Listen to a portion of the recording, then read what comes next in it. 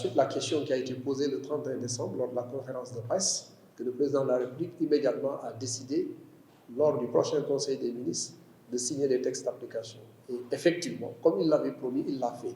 Le 3 janvier, le texte était signé. Et donc, le 27 janvier, le texte a été immatriculé, numéroté, donc qui a été circularisé. Et j'ai même partagé le texte avec les acteurs. Ça, c'est déjà quand même un début de réalisation. Il reste, c'est vrai, d'autres textes. Parce que nous avons globalement 17 réformes du secteur. Mais la réforme numéro 1, c'est effectivement l'assainissement de la profession à travers l'instauration d'une carte de presse. Nous avons voulu à ce qu'une innovation soit apportée, parce que quelqu'un me disait lors d'une émission à la RTS que oui, il n'y a pas d'innovation. J'ai dit si, il y a une innovation.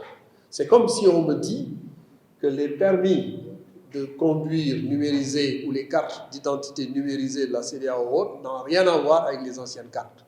Ah non, nous sommes dans l'ère de la transformation numérique. Et effectivement, nous avons voulu à ce que la presse puisse, effectivement, que le programme de transformation numérique que nous gérons au niveau du ministère puisse accompagner la presse dans toutes ses dimensions. Nous sommes tous engagés.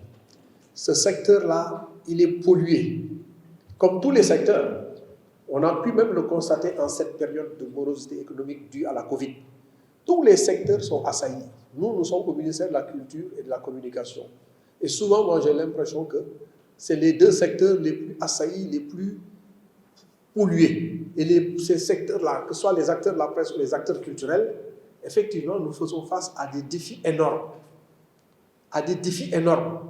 Et ça tombe au bon moment où le ministère de la Culture s'est battu, Geladio est là, conseil juridique, pour qu'on ait le statut, la loi portant statut de l'artiste, qui va normalement changer véritablement le secteur de la culture, qui est artiste, qui ne l'est pas. C'est la même chose dans la presse.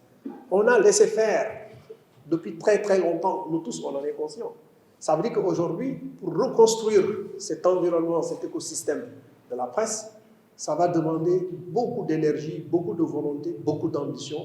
Et on est obligé effectivement d'aller dans ce sens si nous voulons que ce secteur-là puisse survivre au bénéfice bien sûr des citoyens, mais également des gens qui y travaillent. Nous avons une nouvelle convention collective qui tarde, le patronat l'a signée, qui tarde à être matérialisée. Nous comprenons, c'est vrai, il y a des difficultés économiques. Le président de la République lui-même en a fait une préoccupation, bien qu'étant un aspect qui lie le patronat et les travailleurs, mais il s'est impliqué lui-même. Et à chaque fois, il demande à ce que ces textes-là puissent être accompagnés.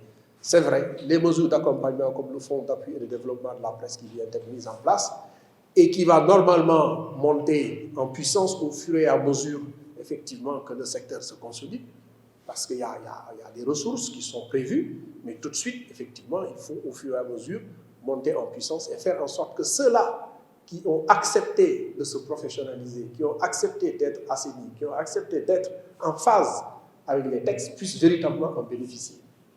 Donc, c'est à nous de veiller à ce qu'effectivement, seuls ceux-là qui respectent les textes puissent bénéficier de ces avantages et puissent effectivement mettre en œuvre certaines obligations.